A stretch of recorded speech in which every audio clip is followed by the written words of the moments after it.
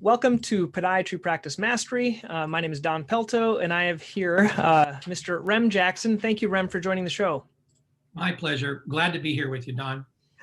And Rem, I wanted to talk a little bit about this article that you did in Podiatry Management. And the title of the article was The Best Day Ever. And tell me kind of how you got inspired to do that article and kind of what are some of the main points that you found were inspiring? Well, it's your best day ever because that one little word matters in my opinion because it's very personal. And so how did I get inspired? You know, that's interesting. I started my company, Top Practices, back in 2007 with the sole purpose of helping podiatrists use marketing techniques that we have developed over the years, and we have systems and tools and methodologies to just grow their practice the way they want. But it became really obvious to me really early on that almost doesn't matter. You can teach how to execute. I mean, understanding business principles, business growth, marketing, achieving those goals, crafting your practice to exactly the kind of practice you want. You can teach that to anyone. Mm-hmm. And yet, some people just have these concepts and ideas, and they just take it all the way past what I taught them and make it even better and hit home runs with it and just transform their careers. Other people just don't seem to be able to get out of the gate, no matter what you do, no matter how closely you work with them. And so I realized in my coaching career very early on that what really matters is your mindset. And if you don't have the mindset that allows you to do the things, simple things on an everyday basis. Don, you know me well. I can't talk to people without recommending good books you should read. And this real simple concept is called The Slight Edge by Jeff Olson, Olson. It's one of the best books I've ever read. And it just says, successful people just do the same things. They just don't stop, and they do little. It seems insignificant every day, but they never quit. But that's driven by your mindset and how you approach, the day. And so what happened with me was I am a student of that. So, there are many techniques that people use. Look, Don, you know as well as I do, we are living in an ocean of negativity. At this time in history, in this country, in this very moment, it is an extraordinarily negative. The negative messages that are coming out are just, they're endless. And part of that, I believe, is our technology has actually gotten a little bit ahead of us, and we don't. Things were actually worse 100 years ago. Things were worse 50 years ago. We think that everything's falling apart. This is one of the best times ever to be alive if you're a human being, statistically. And yet no one thinks this because this constant drip, drip, drip of negative information. And it doesn't matter whether you are on the one side of the argument or the other side of the argument. Everybody's making their cases. And by the way, Napoleon Hill, the great Napoleon Hill, author of Think and Grow Rich, has one of his principles is accurate thinking. Mm-hmm. Accurate thinking simply says, look, think for yourself. Don't let other people, like these entertainment news people, decide what is right or wrong for you. Go and look at the real sources, make your own mind up, because every one of those people has a motive. They have a purpose in what they do and why they say what they do. And my opinion has been for a very long time that they do that because it makes them money. They're entertainers, and it's really a profit motive. And the more upset you can become, the more you'll tune in, the more advertising they're able to sell. That's really what's going on. And it's unfortunately grabbed a hold of a lot of people. So I've seen the mindset and how focus and staying focused on your mindset matters. So as I was saying, there are many tools. mean, the list, if you come to Top Practice's website and up at the top under learning resources, I think we have a tab. If you go down to it, there's a link to what I call Rem's must read list. This is my list of books that you must read if you're at all interested in really having an abundant and happy life.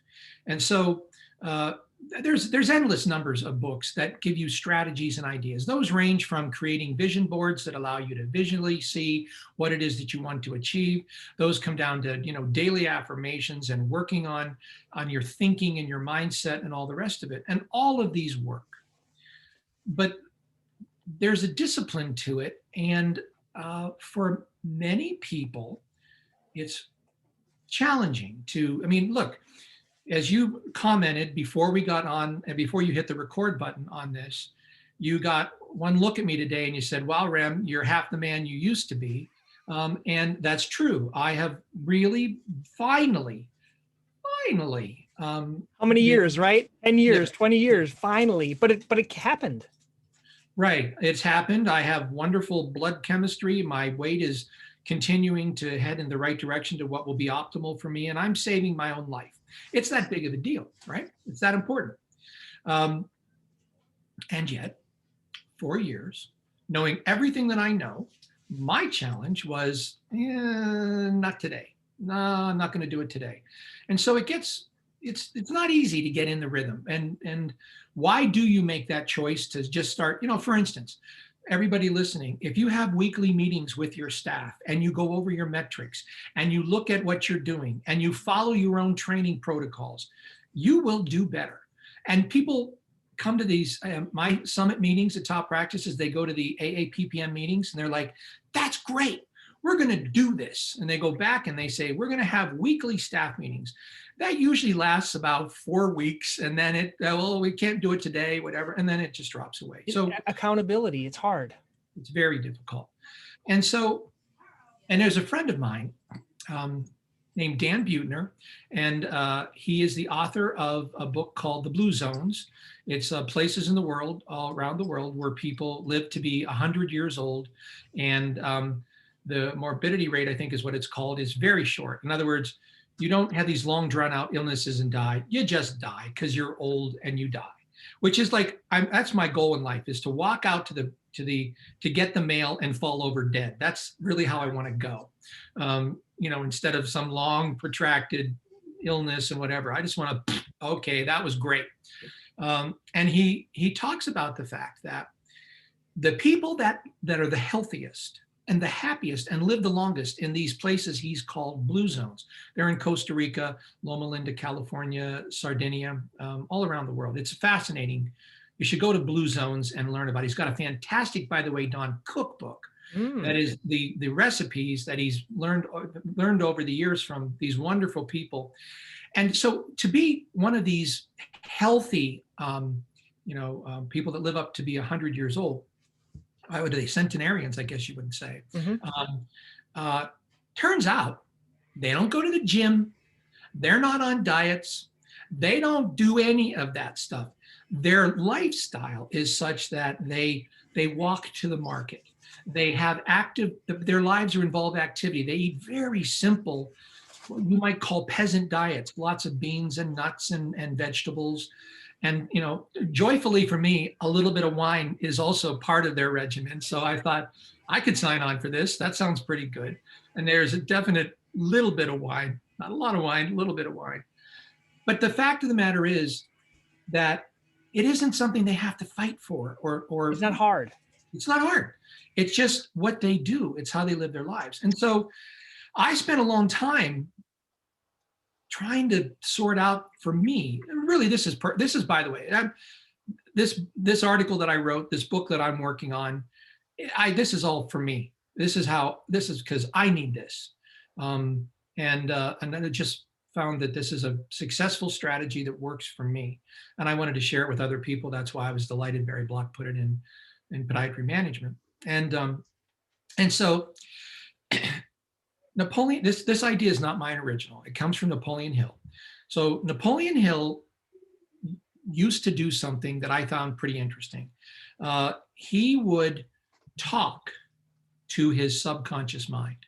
And in fact, he called it sub. He said, sub, anytime he wanted to work with his subconscious mind, he would talk to it. He'd have a conversation with it. And this is an interesting idea because, your subconscious mind is actually a massive supercomputer. It has one job only, and that's to help your conscious mind manifest what it is that your conscious mind's working on or thinking about. So that's why your thoughts matter. Because if you're constantly fretting and worried and fearful and thinking, I got to watch this, or that person's out to get me, or if the podiatrist down the street is successful, I'll be less successful, which is ridiculous. John Holtman said one time, the only competition that podiatrists have is stupidity and Walmart. Everybody else is simply on the same ship with you. A rising tide floats all boats. So, but if you have these thoughts, then your subconscious mind, who doesn't know that your subconscious mind doesn't know the difference between true or false, right or wrong, good or evil. It just knows it's there to help you, and it will work all the time, all night long to help you. And so if you're really thinking about worry and negativity, that's what it's going to manifest. It's going to help you. Oh, we're worked up today. We think we're going to get audited. Let's go get audited. I mean, and by the way, it's not magic. It's not crystals. It's none of those things. It's simply the incredible power of your mind to manifest what it's focusing on. And it could, however, be very positive thoughts that you have. Right. It's just that most of us, we're bathed in a sea of negativity, right? Most of us are fighting for any positivity. So I start every day. I have a goal, Don, and here it is. My goal today is to have the best day I've ever had. Just today. It's almost like the 12-step program, just for today, I'm not going to drink. I don't know about tomorrow, but today I'm going to follow my plan. For me, it's just for today. I'm going to focus on my supreme goal today is to have my best day that I've ever had, just a little bit better than yesterday. And so when the letter comes, when the phone call comes, when the problem happens, I will deal with it like everybody else does. We work very hard to try to build our systems so we have as few of those emergencies as possible. Yep. But even in the middle of it, my primary goal today is that this is going to be an excellent day, even though I'm dealing with whatever it is. And so for me, what happens is not only does the anger go away, the stress go away, the fear go away, because I'm fine. I'm having a great day. Then I find that I've actually got a lot more room to problem solve, work with people, understand what the other person is trying to say to me, and deal with that more appropriately. Okay. So it's kind of like these centenarians, right? They don't have to think about it. They just do it. And that's what it is with me. So for me, your best day ever starts the night before. Now, as I said, if this idea of talking to your subconscious mind, see, this is what really helped me. I've developed a personal relationship with my subconscious mind because it's your best friend. It's your best friend. All it wants to do is help you. It loves you. It's in. And, I came up with some other names for it and they were all stupid. I just went with sub, like Napoleon Hill does. I thought, I don't have to copy it totally. And I realized Napoleon Hill knew what he was doing. So every night before I go to bed, I have this routine and I lay down in bed and close my eyes and sub and I have a conversation. One of about 5 that I have every day with sub, by the way. It's a real simple, short little thing. And I just say, first of all, thanks for everything today. It was a fantastic day. I want to, thank you for this, that, or the other thing. We did a great job today. And by the way, I know I'm talking to myself, but there's rules, by the way, to talking to yourself. The first rule is it's okay to talk to yourself. Second rule is it's okay to answer yourself. The third rule is if you ever find yourself saying, what'd you say? Then you really should go get professional help. So we're on the good side here. And just say, basically, listen, tonight, now, because listen to me very carefully, everybody, you're dealing with this. So many of us wake up about 3:30 in the morning, 4 o'clock in the morning, and your mind is racing. Yep. It's going over that thing that's really bothering you. And it's bad. It's like you're really worked up in the middle of the night, and then you try to get back to bed. Many of us do. Then, 5 o'clock, 6 o'clock, 7, whenever you're waking up, you wake up, you're still dealing with the stress of that, but it's not as bad. You get your coffee, you go to work, it's just another day. And this happens over and over and over. Our sleep is badly disturbed um, because of our minds racing like this. So what I've done is I say sub, and I've created an image in my mind of a vault. And in that vault goes all of the people that are on my naughty list that I would wake up in the middle of the night thinking about, all the issues that are, my challenges. I'm no different than anyone else. I've got my own set of problems. They all go in the vault, and then I mentally seal it up. And then I also, for me, I pull a curtain around it, and that seems to help me even more. And then I tell my subconscious mind, look, do not wake me up tonight. Do not disturb me with these thoughts. Work on it, please. Work on those problems all night long. And in the morning, when I do wake up refreshed, you can present me with anything that you've come up with. And sometimes I tell my subconscious mind, I'd like to open up my heart a little more to this person, a little more forgiving about something. And please help me find that. In the morning, so listen, Don, 98, it doesn't work right away. It takes some time. And you have to say, hey, sub, whoops, we're stuck here. Go to the bathroom, come back, try it again. I'm about 98% now of That's awesome. closing my eyes, waking up, and having a good night's sleep with none of that. But my processor's running all night, helping me solve my problems. So the next step in having your best day ever is when I wake up every morning, without fail, the very first act of I'm like, hey, I'm still here. Awesome. Second thing, I smile. Just a smile, just a simple little smile. But that smile holds an enormous amount of meaning for me, because to me, it reminds me that I'm living an incredibly blessed life. I live where I want to live. I live with whom I want to live. My life is as I designed it. And I am so, so lucky and blessed. And listen, if you have the time to be listening to this conversation right now, so are you. You may not feel that way. You may be focusing on all that negative stuff that's bothering you. Guess what? I've got those too. That's not my day. I will deal with all of those. That never goes away. You never, ever, ever get rid of the issues. You're never going to not have staff problems. It's going to be forever, because they have their own lives. They have their own. I mean, you might get a great staff. They could stick with you for a while. And then all of a sudden, all these things happen. People's lives are different. They don't have the same goals, aspirations, dreams that you do. You'll never get away from your staff issues. You'll mitigate them, and you'll be lifted up with a team of people that are very like-minded with you. That's the only way really to succeed. If you're a podiatrist, certainly you only succeed through a well-trained staff. But hey, you're never going to solve these problems. You're just going to be able to not let them overtake your life. Mm-hmm. And the rest of the day, I have one primary goal. I will not be disturbed. I live my life in a state that I call peace of mind. That's more valuable to me and important than anything else at all. Because that ties into my spiritual life. It ties into my every last piece of it. And this has helped me with the simple act of doing the nutritional things you and I talked about, the exercise that you and I talked about, and joyfully leaning into it instead of kicking and screaming, I hate exercise. That's been my mantra for years. I don't like to exercise. Now, I love getting up in the morning and getting out on my walk. And it's important. And so that's why I wanted to share that. I mean, it's a simple idea. And so if you have a relationship with this wildly powerful ally called your subconscious mind, and by the way, when people are in prayer and when people are in meditation or whatever practice you have, when I'm accessing my subconscious mind, Napoleon Hill used to refer to God as the universe so that he could reach more people. Mm-hmm. But for Napoleon Hill, it was God, and if I'm talking to my subconscious mind, I'm tapping into all of the same things. And so however you want to go about it it's up to you. But for me, what makes it easy is I don't have to remember to do my affirmations, take care of my vision board, do all those things, which really work for other people and have always been less my thing. Now, I'm just working with having the best day ever with sub, and we hit my goals. And that's how I've found to have my best day ever. And that's why I wrote the article. And that's a very long answer to your question, your first question.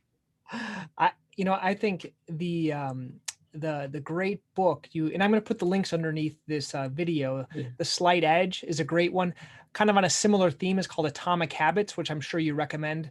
Just kind of another layer, but what you have this morning ritual. This is part of your ritual, Right. and a lot of us as doctors, we get those things, those surgeries that keep us up at night, those patients, those concerns, and things like that. Are there any, I know you mentioned there was a Max planner. I use the Full Focus planner and a gratitude journal, the 5-minute journal. What tools work for you? What do you use any of those anymore? Or is it all sub? The Max Out Planner I happen to like probably more than any other one that I've seen. But Brendan Bouchard has a really good daily planner. Michael, what's his name? Hyatt has got a Yeah, great Mike one. Hyatt, that's the one I use. Yeah. Now why does I'm just going to throw this out here. I know the answer, but I'm a busy podiatrist. I'm going to go. What do I have to plan anything for? I'm going to see patients today, do my surgeries, and that's it. What do I need a planner for? Because your day's then totally taken over by whatever happens in the course of that day. Listen, you need to book a little bit of time to keep that focus and just know what's going to happen. And on top, another strategy that now I've taken it to an extreme, but I'm not a podiatrist who is seeing patients on a daily basis. But time blocking is the single most correlated with success strategy that anyone has ever heard of. It's time blocking. Block your time. Gary Keller wrote a fantastic book called The One Thing, where he talks about extreme time blocking, and most podiatrists can't do that. Brian Moran, in his great book, The 12-Week Year, says 3 hours a week spent on strategy, planning, and that kind of work. And by the way, those 3 hours need to be in your work day, not at night, not on the weekends. You're stealing that from your family and from yourself, and they have different opinions about it, and you won't do it anyway. You always say, I'll take care of that when I get home tonight. First glass of Cabernet Sauvignon and you're done. On the weekends, you're like, I'm going to do that on the week. Here's the best one I like. I'm going to do all my goals over the holidays. Yeah, right. Has that ever worked for you? Never once. Never once. And so 3 hours a week, they don't have to be contiguous. Doesn't have to be a 3-hour block, though it's nothing wrong with that for what we call rainmaking time. And if you don't do that, if you don't design your day will be designed for you by other people. Here's a quote you'll love. Email is a filing cabinet for other people's agendas. Don't you like that, Don? I like that. Yeah. Yeah. Never check your email in the morning. It's not that important. If you have an emergency, they will get to you. They know how to get to you. Don't check your email till about 11 a.m. because it's just going to blow up your day. Don't do it. And I think you would say this as well. If you give your email an hour, you're going to use that hour. If you give it 10 minutes, you're going to use your 10 minutes. So that time blocking and even limiting the amount of time you give it. There's a good book, or they talk about the golden hour. That could be your morning, that hour of your day. And I think a lot of people, they want, like, for example, they want help with their practices, but they want to do it like from 7 to 9 p.m. or something like that. Well, that's not, that I don't want to give up that time, Yeah, I call people like that strugglers because it never works. It just never works. Read The Slight Edge and listen, people like Richard Branson, people like Jeff Bezos, people like Don Pelto. Here's the thing, they do the same things and they don't try to reinvent the wheel. And what's funny is I have the same number of hours, I have the same quality of air as everybody that's listening to this. Yep. It's just I have become a student. By the way, like I said, out of self-preservation, I needed to do this, but I've become a student of treasuring that time. Mm-hmm. And in that time blocking, by the way, we talk a lot in top practices about the traps there's traps all through it. One of them is you're going to say, I need to get caught up on my charts, and you're going to do that during your time block. This is not catch-up time. This is not busy work time. This is thinking time. This is planning time. This is meeting with your marketer time. This is growing time. And I have never, ever heard anyone who was willing to take those 3 hours and block them out say, oh man, I'm making less money. I saw less patients. Never once. They always say, fascinating. I'm doing so much better. Yeah. And you might say, I don't have the ability to do that. I don't have an associate doctor that could do this.